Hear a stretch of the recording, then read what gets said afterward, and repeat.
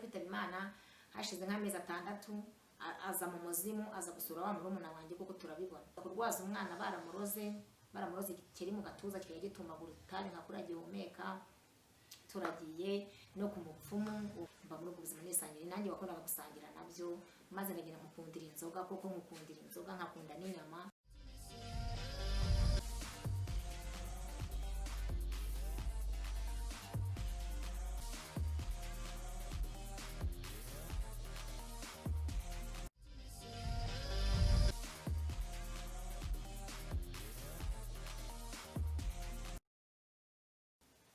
Ndabashimiye, nongeye kubasuhuza mu izina ry'umwami wacu Yesu Kristo.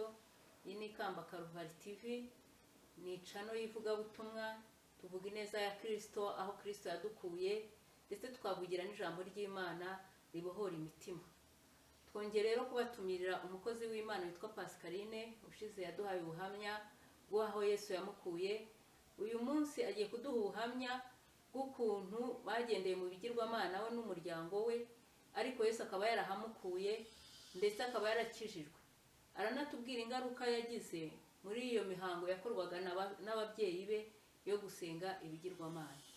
Yesu rero abaho umugisha, tubasaba gukora subscribe kuri iyi groupe, kuri iyi channel yacu, kugira ngo n'izindi nkuru n'ibindi biganiro n'ijambo ry'Imana bijye bikugeraho.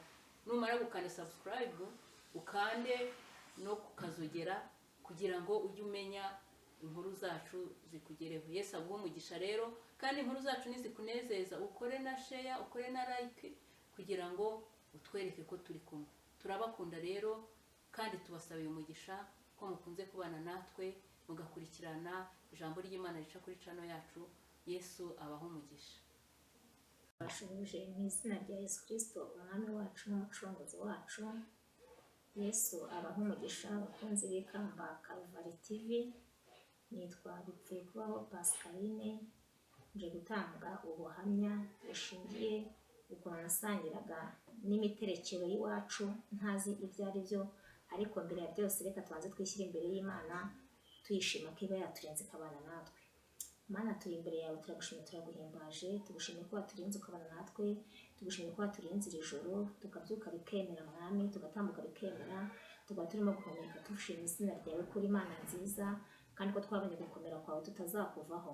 Sengera rero Mana abakurikiye Ikamba Karuvari TV, badukurikirana umunsi ku munsi, baha umugisha, ukaze kwifuza ko imitima yabo bose, naho nicaye bagire neza turi kumwe hano muri studio.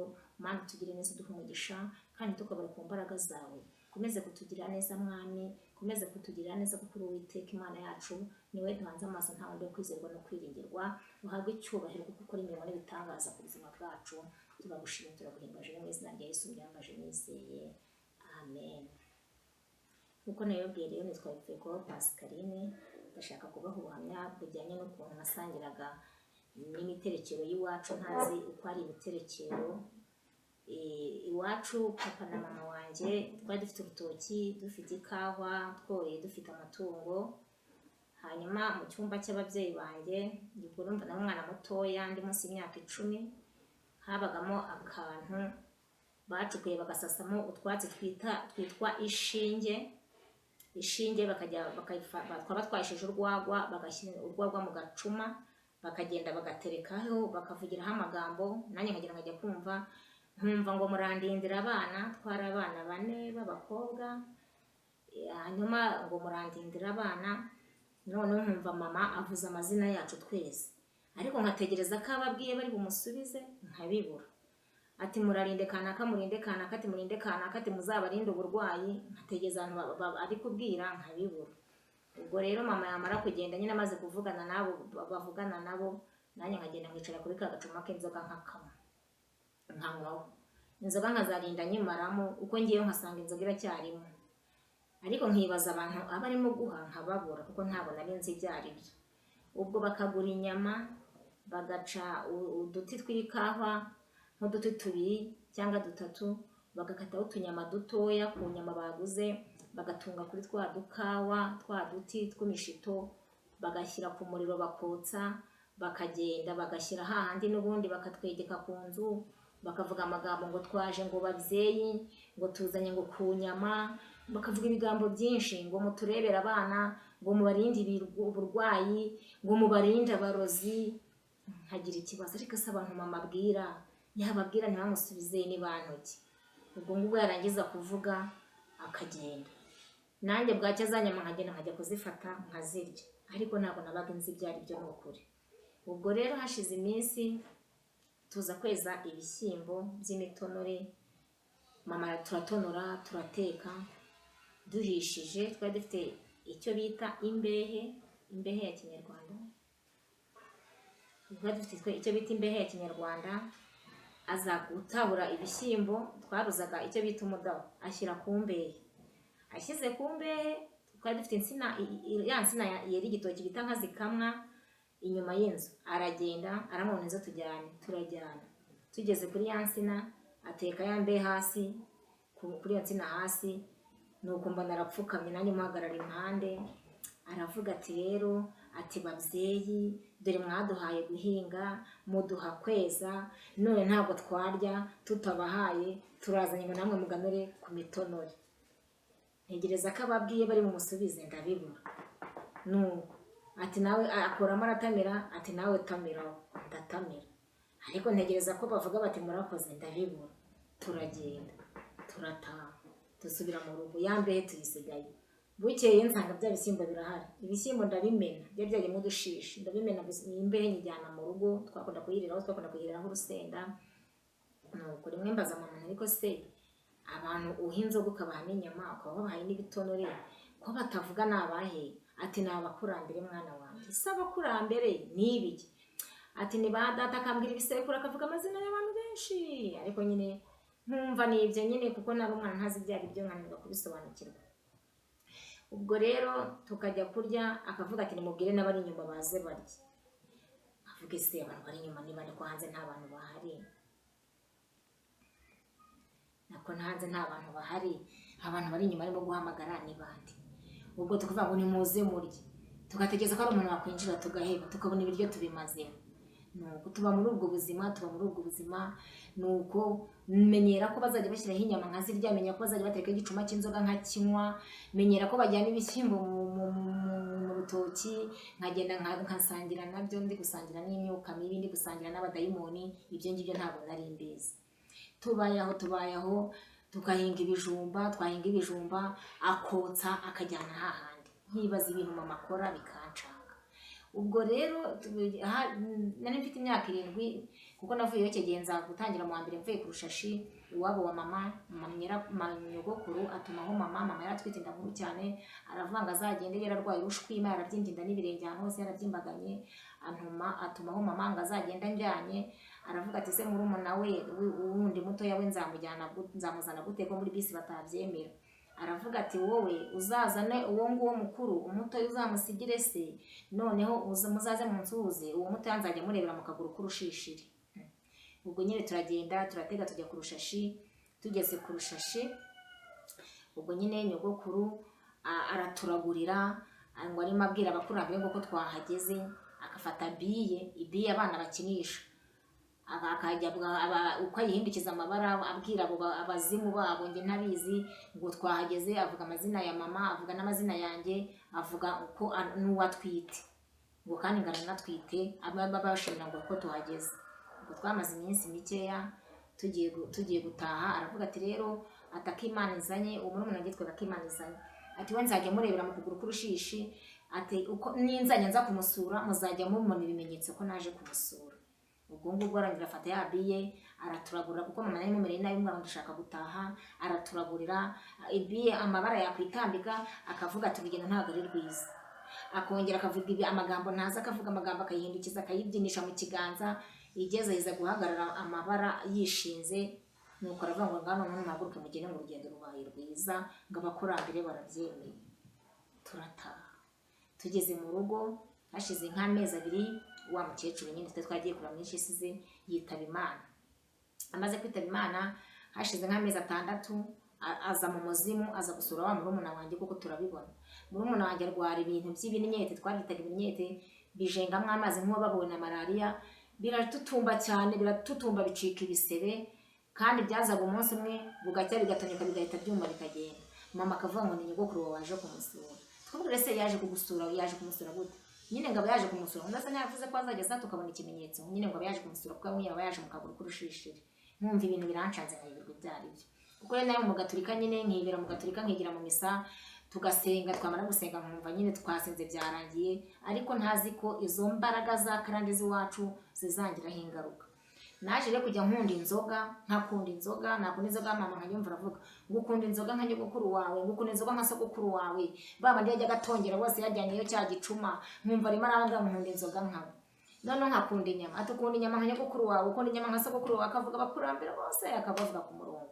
Nkumva biranyobeye, kumva isinkamenye ko ari imbaraga mbi yabaga arimo ntongeraho ababwira amazina yanjye, ababwira ibyo nzajya mbakorera, ariko ngiye nkumva ntabwo ibyo nzabikora kuko numvaga bitamfashije. Mbaye aho ngaho, mama rimwe ajya guhinga ari mu gitondo, yagendaga azindutse, niwe muntu wakundaga kweza ibishyimbo bya mbere mu murenge w'iwacu aho twari dutuye Gahanga. Niwe muntu watangiraga gutera n'abandi bose bakavuga ati bwo yateye buri imvura igiye kugwa nimuze tujye guhinga. Ajya kuhinga saa 11 azindutse, yakunda kugenda azindutse saa 3 akaba yavuye mu murima. Amaze kujya guhinga ngo yumva ijwi riramubwiye ngo ariko akingene ngo ujya guhinga mu gicuku ngo kugira ngo bigende bite, ngo subira mu rugo ndakugira ntuzongeye kujya guhinga nijoro. Umubyeyi yaje yahamuswe yatubwiye ngo tujye guhinga, twebwe twanga kugiye twagendaga bikeye. Araza aravuga ati mpuye n'ikibazo, ati papa aramubaza ngo sobaye iki, ngo umuntu w'umukecuru arambiye ngo ndamwe ngo njye guhinga mu nijoro ngo kandi amvuze mu izina. Nuko aramubwira ngo ubwo nyine ni nyoko ngo kukubujije, none ngo yuko ari nyoko ngo waje kukubuza kujya guhinga nijoro. Nkibaza se nyina ugaturutse ko nzi ko yapfuye. Nkumva ibintu birancanze, ngatekereza ibintu bakora, nkumva birananiye kubyakira, nkumva sinzi ibyo ari byo. Ubwo yaba agiye kunywa inzoga agakozamo umuheha akawuzamura mu gacuma, akawufata gutya akawufatisha urutoki akazunguza hasi, akajugunya hasi inzoga ku muheha, akavuga ngo nimwakire babyeyi. Nkareba ababyeyi ari guha nkasanga nitwe twenyine turi kumwe na mama. Afise ibi bintu abari iki. Agakunda kujya kuraguza, rimwe tuza kurwaza umwana, twaye twumva avuye mu bakurambere yagiye kuraguza ahantu, akatubwira ngo avuye mu bakurambere ngo nimuhumure ngo muri amahoro. Twese abakurambere ni byaraducanze abana mu rugo. Ubwo rero rimwe azituza kurwaza umwana baramuroze kiri mu gatuza kigiye gitumagura utari nka kuri agihumeka. Turagiye no ku mupfumu, uwo musaza kwa nari muzi, tugezeyo turicara bazimya itara, bacanaga bitaduwa, umuriro wari utaraza n'ikera imbere ya jenoside. Turicara, tumaze kwicara twumva abantu ibintu biramanutse mu nguni z'inzu bajimije itara. Ati rero ati Karekezi ndakumva, ati n'umubabaro wawe wose ndikuwubona, ati umwana wawe humuruzanye azakira, ati n'abakurambere muvugana, ati njyewe nitwa Zakariya, ati nawe ndabizi bitwa Karekezi, ati ndakubuze, ati ndikukubona. Ndati yego babyeyi. Ati rero ati umwana wawe ati bamuhaye inyama bamutongeraho igikeri, ati ariko turamuvura arakira. Noneho bikavuga mu bikajegera, bikavuga ibinyuguri nko mu bicuma bikajegera, ngiye nkajya nisha mu ngutiya za mama no mu bitenge kubera ubwoba bwari bwanyishe. Nuko ubwo ngubwo baravuga ngo kuki mwazanye uwo mwana aha ngaha ngo w'umunyabwoba, ngo yaje yerekeje mu rumuna we mu bizeyi. Nkareba umuntu uri kuvuga nkamubura, kandi nkumva birimo birahindira mu mabati, nkagira ubwoba buranyica. Biramubwira ibyo bintu ngo genda murasaga indasaga 9, ngo hanyuma ngo umusigireho umuti awuvuga no mu izina, ngo hanyuma umwana arakira, ngo hanyuma Karekezi uwo ni papa, ngo uzaze guhigura umuhigo yuko umwana wawe yakize. Ngo yego babyeyi. Twumva birongeye birajwigiriye, birazamutse mu mabati, birongeye biragiye. Aragenda murasaga indasaga 9 kuko wamusigira umuti w'umukara. Tugeze mu rugo kwa kuri cyatumaguraga mu gatuza gishaka kumuheza umwuka, tubona birakize, amuha umuti. Aragenda aramushakira amafaranga 900 ngo yo kumuhigura, yamuca amafaranga 900, yari menshi 900 icyo gihe, yari menshi cyane. Amushakira amafaranga 900 yo kumuhigura, nuko tubona umwana arakize. Ndavuga nese mama birarino byavugaga nibi, ati nabakurambere mwana wanje, ati nabakurambere, ati dore batuvuriye umwana arakize, ngiye nkahera muri icyo kigare cy'abakurambere. Byari byarancanze rero, abakurambere ntabona, abo bakecuru yahamagara mu mazina ntabona, abasaza hamagara mu mazina ntabona, nkibaza ibintu baba barimo, ngiye byarancanze byaranshobeye. Nakunze inzoga, nkunda inzoga kubera izo karande nabayemo, nkunda inzoga cyane kugeza ubwo bajyaga bayitara mu rwina, kumwe bavuze ngo noneho ngo izashyirwa ku munsi wa kabiri, nkagenda nkataburura inzoga, nkamenya kuyitabura, nkacumbamo umuheha, nkayinywera mu rwina, nkumva ko nyihaze. Bajyaga kuyarura bisanzwe, njyewe inzoga narayihagiye mu rwina, nkumva ndashaka inzoga cyane, bitewe n'uko ya myuka bagendaga kuyiterekeza, bamaraga kuyishyira hahandi ku gisasiro cy'ibyo bigirwamana byabo n'izo nyabingi zabo, nanjye nkagenda nkafata ka gacuma nkicarana ka gacuma nkakanywa kugeza inzoga nzayimariramo, bajya kugakuraho bashyiramo indi, bakajya basanga nanjye narayimazemo kandi bantonganye, ahubwo bakumva banejejwe n'uko nasangiye n'imyuka mibi yabo baba barimo baterekera. Twabaye aho ngaho rero, tuba aho ngaho n'abarumuna wanjye, murumuna wanjye ba muri ubwo buzima. Uwo mukecuru nyogokuru yaza kumusura akarwara ibyo bintu iminwa igacika, kandi byamara kumeneka bigahita byuma, akanahinda umuriro, akarwara nk'umuntu wakubiswe na malariya, kubera abo bazimu babaga bamuteye ngo yaje kumusura, ngo yaje kumurebera mu kaguru k'urushishiri. Ubwo biba aho ngaho, tuba muri ubwo buzima, mba muri ubwo buzima nisangira, nanjye wakundaga gusangira nabyo, maze ndagenda nkukundira inzoga, kuko nkukundira inzoga nkakunda n'inyama, nubwo ntarya nyinshi ariko nkunda inyama, iyo niyo nzishatse numva mbuze amahoro pe, mera nk'umugore utwite watwarije ikintu runaka, mba numva nshaka inyama cyane. Kumbi rero ntabwo nzi aho byaturutse no gukunda inzoga, nuko nguko nazisangiraga n'abo bazimu ntabizi. Mama akagenda agaterekera, nanjye tukajyana n'igihe yakunda, kuko n'igihe wari mukuru, yaradufite turi abana 4, abandi bose 8 bari barapfuye, ari igihe yakurikiraga abana 8 nk'uko nabivuze mu gice cya mbere.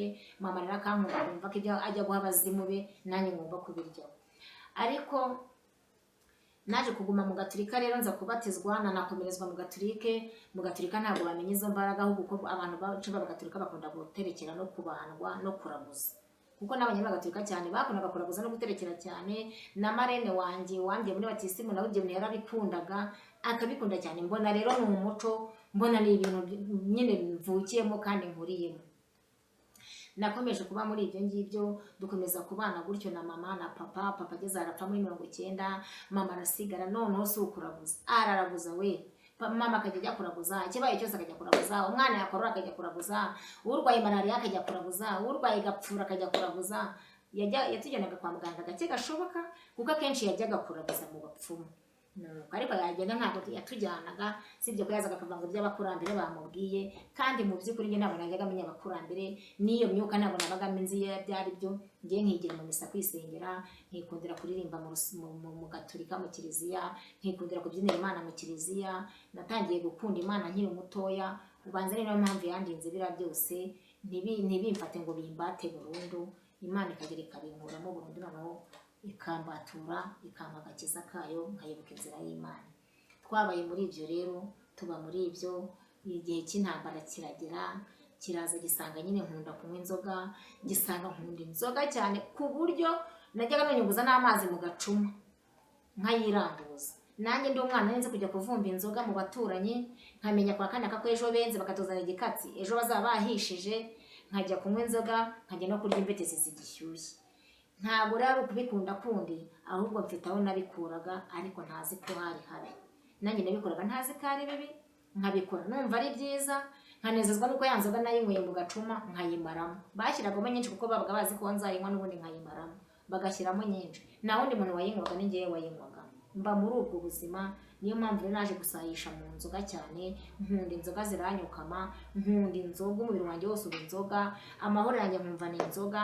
Kurya kwanjye kukaba gukeya, ariko nkakunda kunywa inzoga. Ubwo rero nabaye muri izo karande ntabizi, mba muri izo karande ntabizi, mba muri izo karande ntabizi, ndakura menya ubwenge. Ariko uyu munsi ntabwo nkiri uwo muri karande. Imana yankuye muri karande, Imana ishyira mu mucyo wayo, Imana ishyira mu mahoro yayo, nanjye ndanezerewe. Imana yarantabaye, inkura mu nzoga, irankebura, nkura mu nzoga, inkura mu bubata bwa karande, intandukanye na karande zo kwa mama, intandukanye na karande zo kwa data, mbimvamo ndi muzima. Nubwo nagiye nkoreshwa byinshi n'abazimu n'imbaraga zampigaga za karande, ariko Yesu yankuyemo, ambohora karande, aca imigozi imboshye. Ndashima Imana y'amahoro ko navuyemo ndi amahoro. Ndashima Imana ko nigeze njye nkora Nyabingi, ntahe kure za Ryangombe. Ntabwo nigeze mfukamira ibyo bishushanyo byabo nk'uko babigenzaga. Sinigeze njya mu bapfumu nta miti nambaye nk'ibyo nabonaga bo babaga bambaye. Mbivamo gutyo, Imana inkura niranyitoragurira, inkura ahantu hakomeye cyane, ndi amahoro, ndi muzima, ndashima Imana. Ni ukuri yakoze ibintu bikomeye ku buzima bwanjye, ntaheranwe n'abadayimoni na za nyabingi. Ndayishimiye mvuye mu ijuru ko nyishimye. Ni ukuri nabaga ubuhamya kuko nasangiye n'abazimu n'abazimukazi, ariko mu buryo ntazi. Yesu naduhana umugisha kandi akomeze kutugirira neza. kurangira bite kuri murumuna wawe? Murumuna wanjye yaje gupfa mu gihe cya jenoside, apfana na mama n'undi murumuna wanjye. Hagati yanjye n'uwaherukaga ku ibere, babiri barapfuye muri jenoside bapfana na mama. Njye na murumuna wanjye wa bucura aba ari twebwe dusigara. Ariko ndashima Yesu ko turi kuvuga Imana, na murumuna wanjye ari kuvuga Imana. Twebwe izo karande Imana yazidukuyemo, ikaturokorera ubugingo bwacu ari buzima. Niyo mpamvu turi gushima Imana, n'uwo munsi ndi gushima Imana. Ni ukuri nabaye mu bintu bibi cyane kandi ntazi ibyo ari byo, ariko Yesu nyiramahoro abidukuramo turi bazima. Ntabwo turi abakozi ba karande, ntabwo turi abakozi ba nyabingi na za ryangombe, ahubwo turi abakozi b'Imana Data ushobora byose. Yesu naduhana umugisha rero, nshuti z'Ikamba Karuvari TV, mukomeze kugira ibihe byiza no kugubwa neza. Imana yaze kwifuza ko umutima wanyu mwese, kandi mukomeze kugira imbaraga n'amavuta zo kunamba ku mwami. Reka twongere dusenge tubaragiza Imana Data wa twese. Imana nyiramahoro iri mu gihugu cyo mu ijuru, ndagushimye nk'umushakazi wawe Pascaline. Ndagushimiye kuko uri Imana nziza. Ndagushimiye kuko waturinze turi mu bibi. Ndagushimiye ko waturinze tuba mu bidatunganye tutazi, tukagendera mu nzira mbi tutabizi, ukadukuramo turi amahoro. Uwiteka we uhabwe icyubahiro. Ni ukuri nanjye niyemeje kukumbaho iminsi yose, nzagukorera kugeza imvi zibaye uruyenzi. Ndagushimiye kuri Imana nziza. Ndagushimiye ko wanyemereye guca kuri uyu murongo ndi nzima, nabo twabanye nabo baho umugisha. Abaduteze amatwi bose Imana bagire neza, kandi ubagure mu buryo bw'umwuka n'umubiri. Urakoze urakarama, ni mu izina rya Yesu byambaje nizeye, amen.